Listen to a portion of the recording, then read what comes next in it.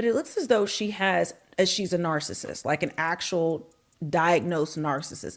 Blake Lively fears profound mental health issues are at risk of being leaked. We have got to talk about this. It's just almost unbelievable that her lawyer would file this. It's just very bizarre. There's a lot of things that he could have talked about. Health issues is very alarming. I'm not making fun of that. I'm not in any way denigrating that. And it's making me want to dig deeper into what is really going on with her. Diagnosed with something that could actually affect this case and actually explain why she's the way she is. I believe this is probably related to personality disorders, but it's the same way we would see with Amber Heard and how everyone could see what was wrong with her. Amber Heard, who actually I guess did an evaluation of her, and she went on and talked about not only being a narcissist, but actually having histrionic personality disorder. There was a whole array of things. And then once you looked at the actual symptoms of it and you compared it to Amber Heard's behavior, it was like shocking to see how much her behavior lined up with this. And now let me just say this. Having a mental health disorder does not excuse you in any way from what you're doing. That Ryan Reynolds is not only a narcissist, but I believe he is a psychopath. Now, a psychopath, a sociopath, those aren't, but it's all falls under antisocial personality disorder, as the common person may know it as being a psychopath or a sociopath. Again, you can clearly see, in my opinion, the narcissism at bare minimum that's going on with her. But let's get more into this.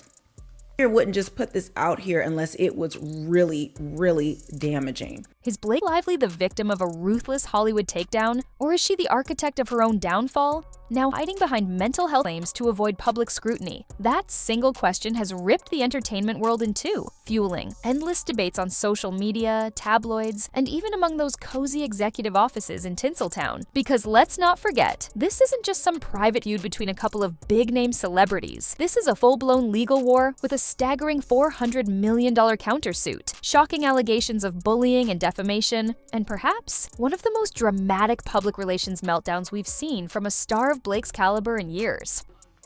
It really does seem like it was just a big mess, or like she wants to be in that position. And this director, she's a really good director photographer. She won some awards recently. She's very very designed, good. so I'm not surprised. Quote. You feel a lot more alive as an actor when you have a director who's also filming moments and capturing that. Just in the context of everything that we've heard through this vacuum of authorship, I thought that was very interesting. She explains kind of how this movie came to be, and again, definitely there is Blake authorship here as well. Beyond authorship, obsession, stalking. Yeah. I mean, my gosh. Stalking Reed Morano, our director.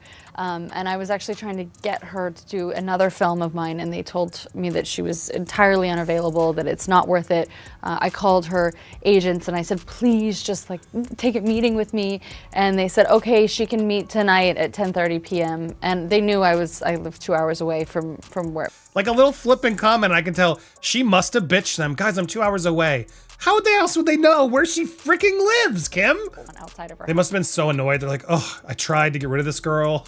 I was at 10:30 at night one night, and I begged her to do my movie, and she was meant to do another movie instead, and we instead spent the entire night talking about this script that she was obsessed with called The Rhythm Section.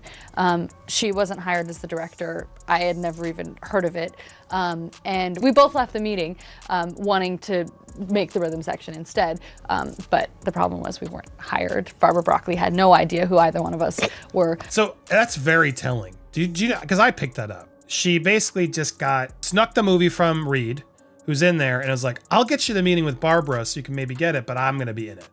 Was that a tell there, Kim? She fell for it. She fell for it, guys. So that's sort of how it came to be. She says things, and it's like, I don't think she understands the way she sounds when she says them. Yes, you read that right. Years. This entire fiasco is shaping up to be bigger than the controversies that have brought down entire careers in the past. And now, in a twist no one saw coming, Blake's lawyer dropped a bombshell. She supposedly has profound mental health issues. The timing, of course, has raised more than a few eyebrows. How convenient that this major revelation emerges just as the tide of public opinion starts tilting against her. It's a strategic pivot that screams, "Look at me, I'm fragile," at a moment when the world was about to roast her for alleged manipulations, on-set tantrums, and behind-the-scenes power plays. But is this genuine vulnerability we're seeing, or is it simply the next stage of a carefully choreographed plan, one orchestrated by none other than Blake's brand new crisis PR manager, a man known to have deep connections with the CIA? Yes, the Central Intelligence Agency. It's a high-stakes maneuver that might just be the biggest play in the book of How to Salvage a Collapsing Star Persona. Let's break it all down, piece by piece, taking you through every explosive claim, every rumor, and every suspicious coincidence that has turned Blake Lively's once pristine reputation into the Hollywood scandal of the season. It all began with what was supposed to be a box office slam dunk. It ends with us. Starring Blake Lively and directed by Justin Baldoni, fans were over the moon to see Blake return to the kind of meaty, dramatic role that shot her to stardom. And Baldoni, fresh off the success of Jane the Virgin and his heartfelt directorial style, was hailed as the perfect match to adapt a beloved novel. On paper, it was a dream pairing that had marketing teams salivating. Off camera, though, it devolved into a toxic war zone so messy that it's now the stuff of Hollywood lore. In late 2024, Blake Lively dropped the first bombshell when she filed a lawsuit accusing Justin Baldoni of sexual harassment and workplace retaliation. The claims were dark, stories of intimidation, backhanded remarks on her looks, and a pervasive sense that she'd been cornered on creative decisions. According to her legal team, what started as a minor creative disagreement over script notes quickly spiraled into an environment she described as systemic bullying, culminating in a hostile production atmosphere. But Justin Baldoni didn't stay quiet for long. He clapped back with a $400 million defamation countersuit, alleging that Blake and her husband Ryan Reynolds had orchestrated a plan to discredit him, sabotage his blossoming directorial career, and sink the film's prospects. Yes, even Ryan Reynolds got dragged into the crossfire. An ironic twist, given his usual beloved, wisecracking public persona. What followed can only be described as a nuclear meltdown of what was once a promising partnership. The press tour, dead on arrival. Promotions pulled, the studio silent as a grave, and any hope of a friendly rap party or a measured dispute resolution went out the window faster than a trending hashtag on Twitter. Blake's lawsuit didn't just point a finger at Justin Baldoni for misconduct, it crafted an elaborate narrative suggesting that he actively worked to destroy her image by weaponizing the press. According to legal filings, Baldoni allegedly teamed up with high-powered crisis communication firms to leak negative stories about her to gossip sites, aiming to label her difficult, unhinged, and emotionally unstable. If you followed the entertainment news at the time, you might recall the sudden flood of articles and insider scoops describing Blake's on-set tantrums and erratic behavior. TMZ had a field day analyzing her outfits and expressions at various industry events. The result? Before Blake even filed her lawsuit, an undercurrent of negative press had already begun to poison the well of public opinion. Suddenly, that sweet, polished image she had cultivated from her Gossip Girl days and roles in Celebrated. Films like The Age of Adeline was overshadowed by these persistent rumors that she was, in fact, a nightmare behind closed doors. But let's not pretend this smear campaign, if that's indeed what it was, operated one-sidedly, because Baldoni's camp has its own story. That Blake's team orchestrated a counter-campaign to besmirch his personal and professional life, including whispers about alleged affairs, hush money, and NDAs he used to silence people. The crossfire of rumor-mongering grew so intense that it became impossible to figure out who was lying and who was telling the truth. Pundits and fans were left to pick sides based on incomplete scraps of information. Industry insiders likened it to a PR bloodbath, with each side deploying well-connected publicists and friendly journalists to plant seeds of doubt in every corner of the internet. Suddenly, gossip bloggers held more power over star reputations than any official statement ever could. You'd wake up in the morning to see a new wave of conspiratorial tweets about Blake's meltdown or Baldoni's behind-the-scenes manipulation, only to find them contradicted by fresh allegations that afternoon. The mere scale of these alleged campaigns laid bare an uncomfortable Hollywood truth. Stardom isn't just about acting chops or fan goodwill. It's about controlling the narrative, even if that means flinging mud until everyone is covered in it. For both Blake and Justin, the stakes weren't just personal grudges. This was about brand integrity, future film deals, and of course, who the public chooses to believe. Just when it seemed like the court of public opinion had turned decisively against Blake, her legal team made a dramatic pivot. They filed documents claiming she's battling profound mental health issues. That phrase hung in the air like a thundercloud, ominous, undefined, and undeniably potent. Now let's be clear. Mental health struggles are deeply personal and absolutely valid. No one wants to undermine or belittle someone who is genuinely suffering. But the suspicious timing of this revelation raised more than a few cynics from their seats. For starters, it wasn't revealed during a heartfelt, vulnerable interview or a carefully worded statement expressing genuine need for compassion. It emerged right smack in the middle of a heated legal war, right after explosive rumors and leaked texts suggested that Blake had been extremely difficult on set. It also happened to coincide with a wave of mocking coverage on late-night talk, shows, and social media threads, where the narrative had begun to label her as attention-hungry or incredibly entitled. Many felt it was a strategic pivot,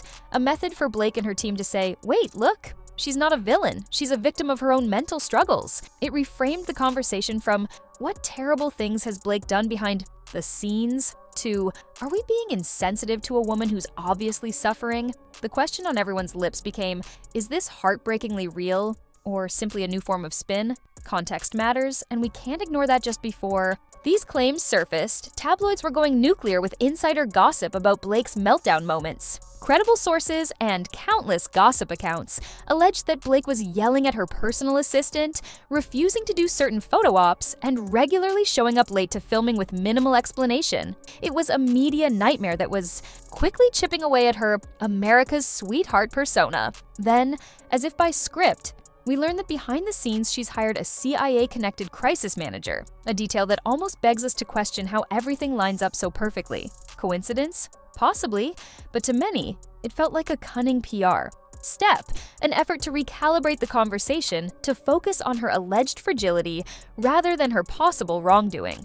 Step aside, typical Hollywood publicists. Blake Lively didn't just hire a run-of-the-mill spin doctor or an agency known for managing celebrity missteps. She brought on Nick Shapiro, a man who once served as deputy chief of staff at the CIA. Let that sink in. We're not talking about the usual cadre of LA fixers who specialize in sweet-talking tabloids. We're talking about a government-level information control operative, someone who's used to handling actual national security secrets, not just the next big tabloid scandal. If that alone doesn't illustrate how high the stakes are for Blake, nothing will. Because with Nick Shapiro on deck, her crisis management plan takes on an almost militaristic precision.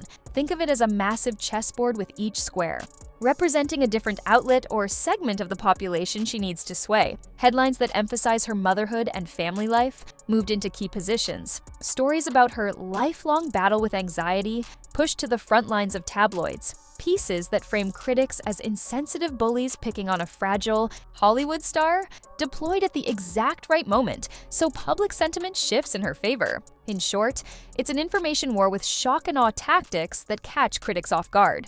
Without warning, the narrative changes from Blake is losing it to everyone is piling on a struggling woman. How dare they? The potency of a CIA-level specialist is that he's well-versed in psyops, psychological operations that manipulate public perception, even in subtle ways. We're not just talking about a he said, she said story in a tabloid. We're talking about orchestrating entire waves of content designed to evoke specific emotional responses from the masses. That said, one has to ask, can even the world's most meticulous crisis manager salvage a star if the allegations against her are severe enough? When you've got multiple lawsuits, direct claims of intimidation, and a swirl of negative press painting you as the meltdown queen of Hollywood, is there a limit to what any PR wizard can do? Still, if Shapiro's track record is anything to go by, quietly handling real crises that involve national security, maybe controlling the narrative around a Hollywood star is child's play. Perhaps we'll see the ultimate feat of spin, turning a star who's been accused of everything from manipulative behavior to orchestrating backroom schemes into a misunderstood victim who emerges with an even stronger fan base than before. If Blake is truly spiraling, she's doing a phenomenal job of hiding it. In the immediate days following the lawsuit's explosion, she showed up at the Another Simple Favor premiere looking absolutely radiant, unbothered, and frankly, triumphant. Decked out in a high-fashion pink latex dress, she worked the red carpet with an ease that suggested she was either oblivious to the swirling controversy or had no intention of letting it show. Fans and critics alike did a collective double take. How could someone in the eye of such a cataclysmic legal storm appear so calm and collected? cracking jokes with reporters, and even posting playful social media updates, the dissonance was striking. Weren't we supposed to see a woman on the verge of a breakdown grappling with profound mental health issues? Instead, we got polished smiles and breezy small talk. It certainly didn't look like a star about to crumble under the weight of her own lawsuit. To Blake's harshest critics, this was proof positive that she's performing, that the calm exterior is a carefully rehearsed facade masking a manipulative chess master pulling every string in the background. They point to her stylized Instagram posts, her clever jokes in interviews, and her refusal to address the drama directly as evidence that she's just trying to distract from the turmoil. Smoke and mirrors, they say, nothing more. Blake Lively is no longer the carefree girl next door she once sold to the world. She's at the center of a storm that grows more ferocious by the day, swirling with lawsuits, strategic PR offensives, mental health revelations, and an odd hush from her Hollywood peers. Once hailed as a style icon with a sharp wit and breezy charm, she now finds herself caught between the contradictory roles of aggressor and victim, sometimes even in the same breath. From explosive legal showdowns to orchestrated PR maneuvers, that feels straight out of a political thriller. She's reminding us that in Hollywood, talent alone isn't the currency, it's control. Control over the press, over the public's perception, and over how every single piece of information is released or concealed. But here's the unvarnished truth. The mask she's worn so successfully for so long is starting to slip, and the more Blake tries to maintain her carefully orchestrated persona, be it with Instagram highlights of her perfect life or red carpet smiles that radiate poise, the more the world begins to wonder what darkness lurks underneath. Contradictions stack up, and no amount of CIA-level spin can fully hide the cracks. So, is Blake a wronged woman struggling to hold onto her sanity, or a master manipulator orchestrating a twisted campaign to salvage her image at all costs? The reality might be that she's a little of both, or that we'll never see the entire truth because the real story is buried in NDAs, private text messages, and hush-hush Hollywood deals. That, dear viewer, is for you to decide. Because in the entertainment industry, every story is part reality and part illusion, and the lines are always blurred. One thing is certain, though. This saga is far from over. With multiple lawsuits pending, the potential for more explosive leaks, and a fan base that's fracturing by the minute, we might be witnessing the downfall or the rebranding of a star. And whatever emerges when the dust settles, one suspects it will look nothing like the Blake Lively we thought we knew. Brace yourselves, because if the past few months are any indication, the next chapter could be the most shocking yet.